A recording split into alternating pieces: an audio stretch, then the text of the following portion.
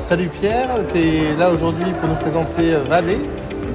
Est-ce qu'en 2 mots tu peux nous expliquer quelle est sa valeur aujourd'hui? Alors bonjour Arnaud. Effectivement, la différence de VAD, c'est qu'aujourd'hui, on va pouvoir avoir un outil où on va pouvoir piloter les risques, piloter les solutions avec une assistance au sein de VAD. Ça, c'est la grosse différence qui crée l'innovation de VAD. Et puis, on va en plus pouvoir récupérer l'intégralité de son projet dans un format Excel qui va se générer automatiquement pour le retravailler après coup ou alimenter une base de données.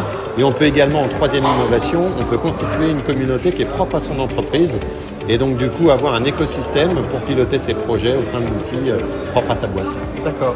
Alors moi, si j'ai bien compris, c'est à la fois un outil collaboratif mais dans une application mobile, c'est ça? Tout à fait, alors pas que mobile, puisqu'en fait VAD existe dans une offre complémentaire, c'est-à-dire qu'on peut l'avoir sur son téléphone, sa tablette, sur Android et iOS, et on peut également l'avoir sur son PC ou son Mac à travers une web app accessible depuis n'importe quel navigateur internet.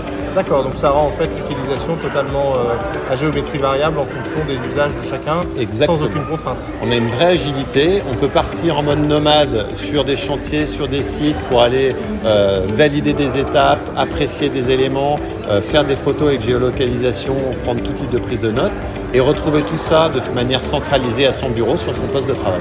D'accord, intéressant. Si j'ai bien compris, effectivement, tu parles de prise de notes, mais pas que notes manuscrites. Si j'ai bien compris, on peut aussi avoir de l'audio, c'est ça? C'est oui, alors format, en fait, à travers la to-do list, chacune des tâches, on peut associer tout type de prise de notes. Donc on peut taper du texte et de dicter, on peut faire un enregistrement vocal et on peut faire des photos vidéo avec géolocalisation si on souhaite l'activer. D'accord. Donc ça me paraît effectivement être un outil très puissant. Et finalement, être au plus près du terrain, c'est ça l'enjeu. C'est exactement ça, parce qu'en fait, sur le marché aujourd'hui, il y a plein d'outils qui permettent de gérer des projets.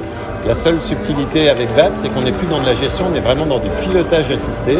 Et là, dans ces cas-là, il y a une autre dimension, une dimension du terrain, une dimension nomade et une dimension d'équipe, dans un outil qu'on a voulu complètement très facile à la portée de tous, accessible aussi bien en termes de tarifs qu'en termes d'utilisateurs. Un enfant est capable de prendre en main l'outil et puis de faire un outil qui permette d'avancer avec une clarté et à tout moment on sait où on en est sur quel type de projet. Entendu.